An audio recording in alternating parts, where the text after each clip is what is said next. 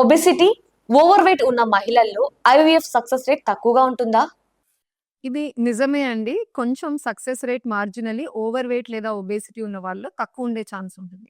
ముందు మీరు over weight, ఒబేసిటీతో బాధపడుతున్నారా లేదా తెలుసుకోవాలి అంటే చిన్న బీఎంఐ అన్నది క్యాల్క్యులేట్ చేయండి. మీ హైట్, వెయిట్ మీరు ఎంటర్ చేస్తే ఆటోమేటిక్‌గా బీఎంఐ క్యాల్క్యులేటర్‌లో మీ బీఎంఐ ఎంతనో తెలుస్తుంది. ఒక Indian women normal range BMI 18-23 మధ్యలో ఉండాలి. 23 దాటినప్పటి నుంచి ఓవర్ వెయిట్ కింద లెక్క వస్తారు. 30 మీద వచ్చేసి ఒబేసిటీ. ఐవీఎఫ్ లాంటి ట్రీట్మెంట్స్ కావచ్చు, వేరే ఫర్టిలిటీ ట్రీట్మెంట్స్‌లో కావచ్చు, ఓవర్ వెయిట్, ఒబేసిటీతో బాధపడే లేడీస్‌లో సక్సెస్ రేట్ తక్కువ ఎందుకు చూస్తాము అంటే, వాళ్ళ హార్మోనల్ ఎన్వైర్న్‌మెంట్ బాగుండకపోవడం వల్ల ఎగ్ క్వాలిటీ పువర్ ఉండొచ్చు, స్పెర్మ్ క్వాలిటీ పువర్ ఉండొచ్చు, 2 కలిపి తయారు చేసిన ఎంబ్రియో క్వాలిటీ కూడా పువర్ ఉంటుంది. అదే విధంగా ఒక హెల్తీ ఎంబ్రియో తయారైనప్పటికీ వాళ్ళ గర్భసంచి లోపల ఎన్వైర్న్‌మెంట్ ఆ ఎంబ్రియోని యాక్సెప్ట్ చేయడానికి దాన్ని యూటరైన్ రిసెప్టివిటీ అంటాం. సో అది కూడా కొంచెం అఫెక్ట్ అవుతుందన్నమాట ఈ వెయిట్ డిస్టర్బెన్సెస్ వల్ల.